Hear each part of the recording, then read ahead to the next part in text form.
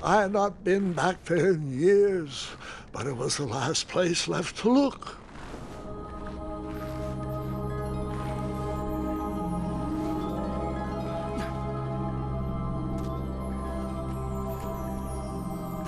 Those lost wishes weren't the treasure I was after.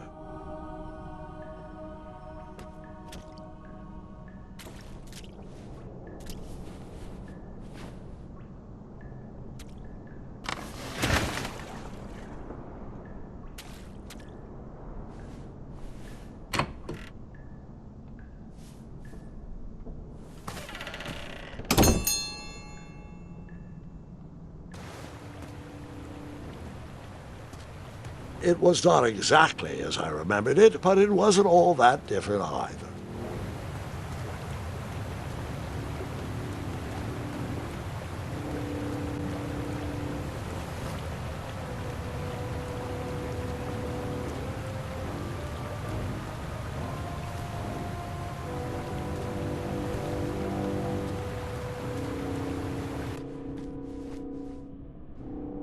Two odd contraptions guarded the lost treasure.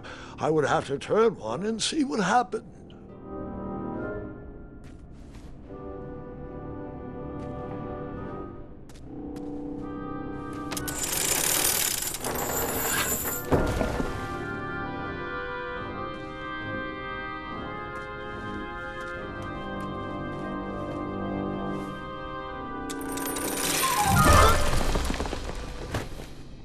And that's what would have happened if I turned the left switch. But since I am here telling this story, you already know that I pulled the right one.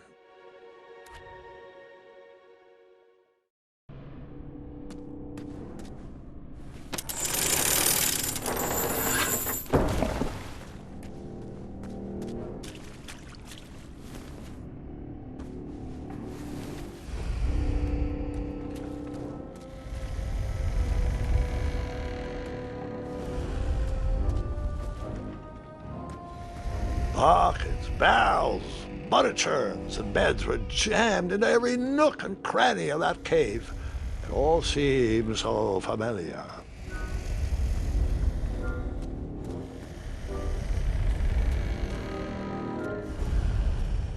Even though the bed was very comfortable, this was no time to hide under the covers.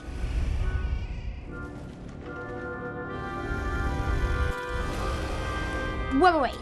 Hold on, Grandpa. I don't remember this part of the story.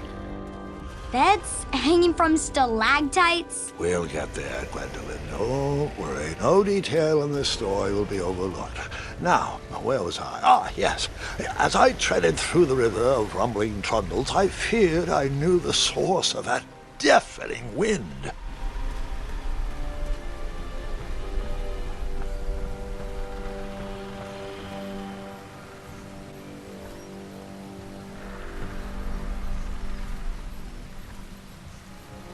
Nestled beneath a slumbering pile of teeth and claws was... Fabled mirror. Oh, so you remember this part of the story. Well, dragons are my favorite. Do you want to tell this part? Yes. King Edward sent me, the greatest knight in all of Daventry, on a quest to return his stolen mirror.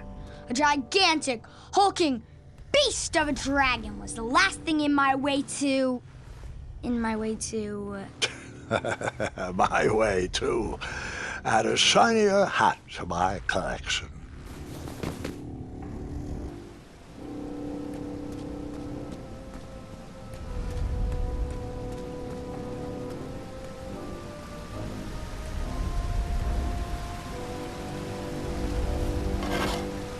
I tried to turn that crazy contraption, but it was missing a handle. Someone tampered with it, creating some silly conundrum.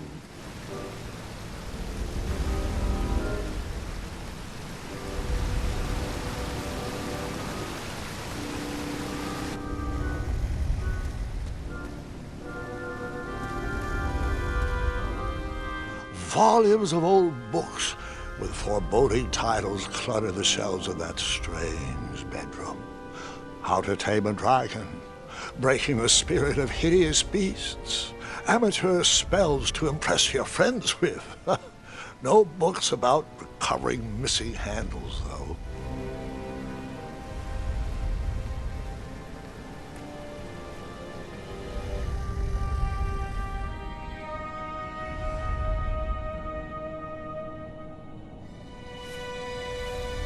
So, the missing handle was booby-trapped? What did you do? Well, I used my cleverness to outsmart the trap.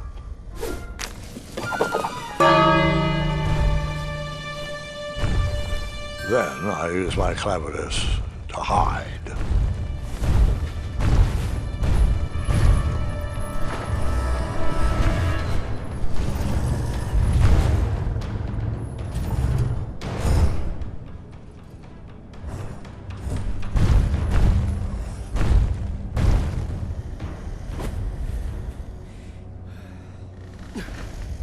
Luckily, that half-blinded beast never noticed me in bed. A dragon's eye must be really hard to pierce with an arrow. At archery lessons, I can barely hit a hay bale. It is indeed a feat only for skilled archers. What did you use to fix the broken switch?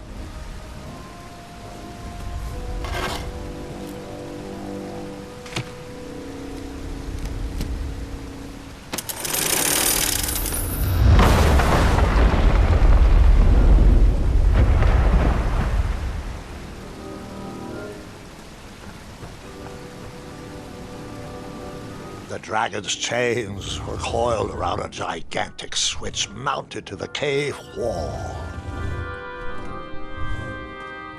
This cave seemed to be filled with failed adventures.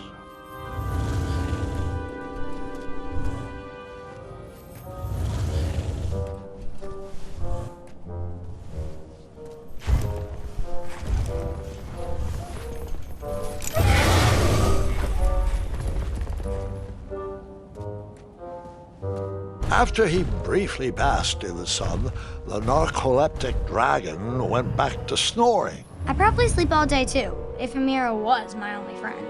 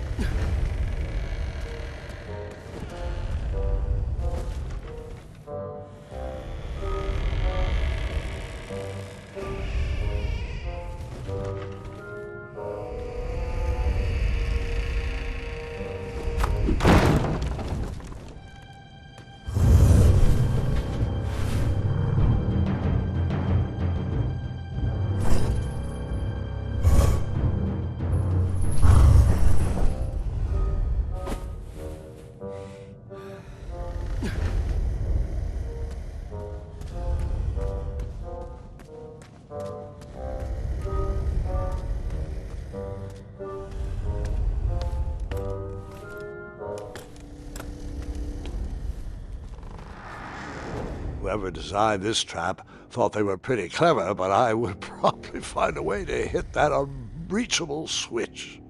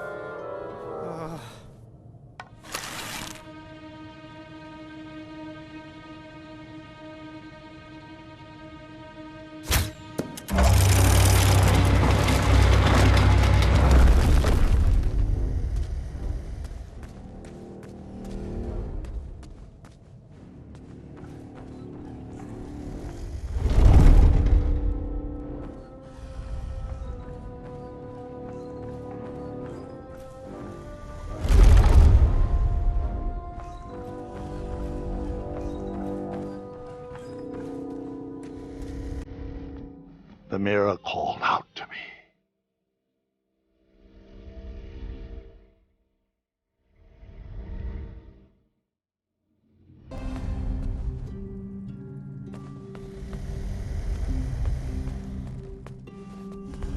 A ridiculous feeding contraption was cobbled together to keep the beast and probably its owner alive.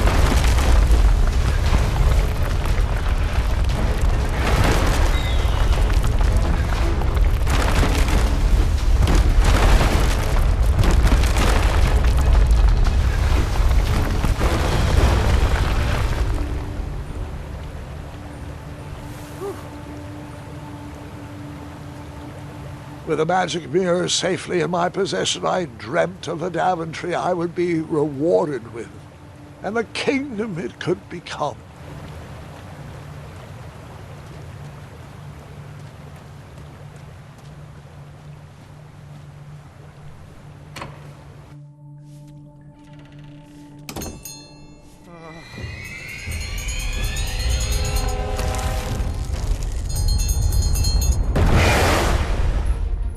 Split second, I had three choices in front of me.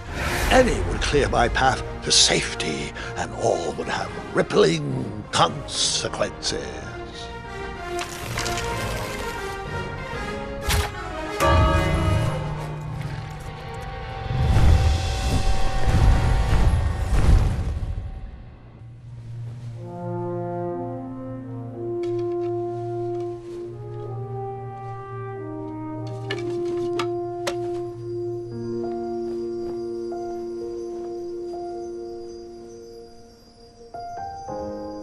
My hands were shaking and my arms could barely grip the rope, but with the last of my strength, I climbed out of the well and headed back to the castle.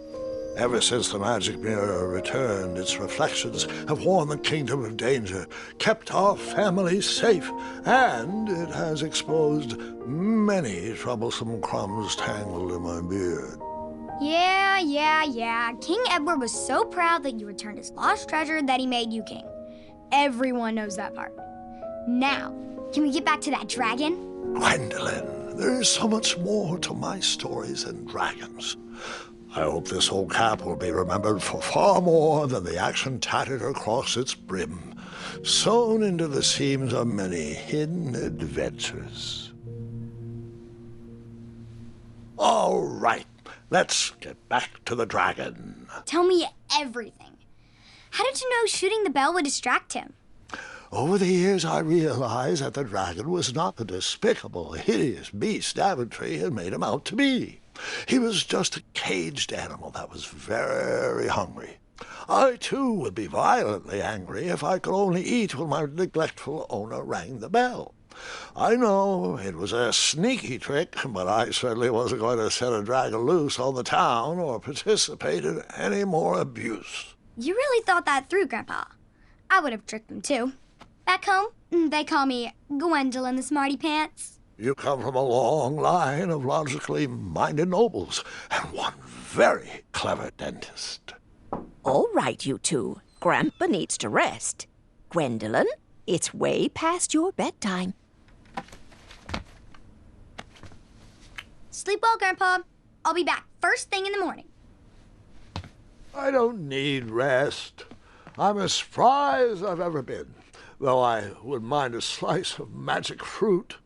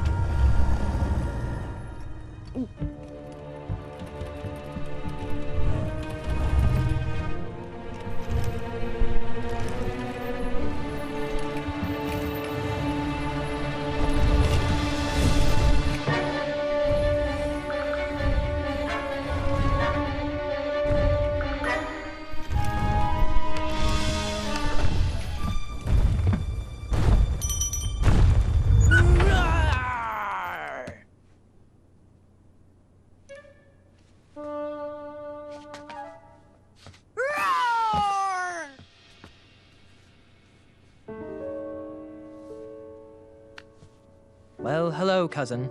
Guards! I'm glad you're finally here. He's been asking about you for days. I had to sit through the same story 5 times. We got here as fast as we could. And I like Grandpa's stories, especially the ones with dragons. Ah, yes, the legendary beast he outsmarted with its own dinner bell. I don't know if he forgets that I've heard that story before or if he just doesn't care, but he loves telling it to anyone that will listen. I'm pretty sure I heard the nursemaids telling his same jokes in the hall. Have you heard anything the doctors are saying? Yes, doctors, wizards, magic elves. Grandfather is fine, Gwendolyn. They all say the same thing. He's just old. He still has a few good years left. Look, we're all excited that your family made the trip, but there's no need to worry. You should get some rest. I'm sure you're scheduled for a full morning of Grandfather's hilarious ramblings. Oh, I'm also scheduled for the tournament tomorrow. Ah, yes, the fencing tournament. You'll love it. I'm, of course, favored to win and will make sure you have the very best seat to view my victory. The courtyard will be filled with important people and delicious hors d'oeuvres. Oh, I'm actually competing in the tournament. I had no idea we were hosting a junior tournament. That's incredible. In that case, I will gladly be there to cheer you on and eat delectable appetizers. Nope, no junior tournament. I'll be squaring off against you. I see. Well, perhaps this is the time to stop listening to stories and finally make some of your own. Good night, Gwendolyn. Sleep well.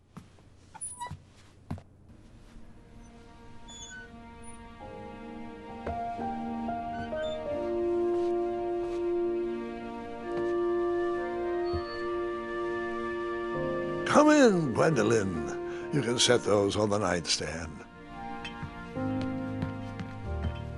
Grandma said to take 3 spoonfuls of each. I'll get to those. No need to fuss over me. Now, let's talk about far more important issues, like that fencing tournament. I hear you're competing. Well, I signed up, but I'm not so sure anymore. Nonsense. If it's Scott you're worried about, he's no bother. After all, I only learned that you entered after he complained about it all morning. Threatened, I'm guessing. There are many ways to win a duel. I, for one, have always been fond of...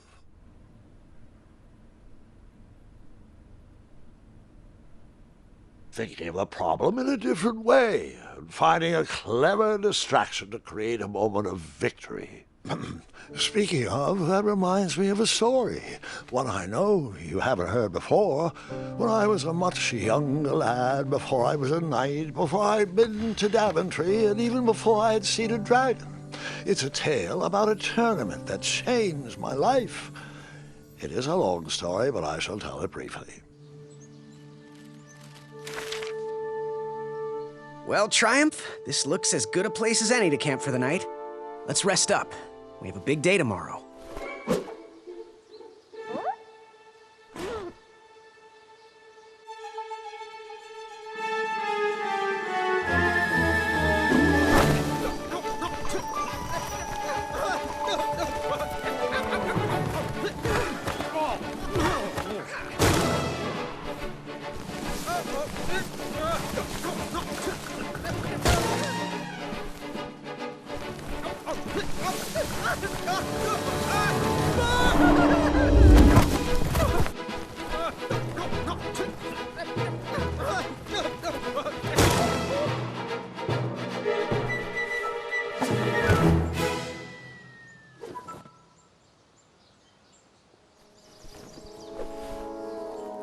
After gracefully rappelling down the cliff, I welcomed the sight of an actual road, the first sign of civilization.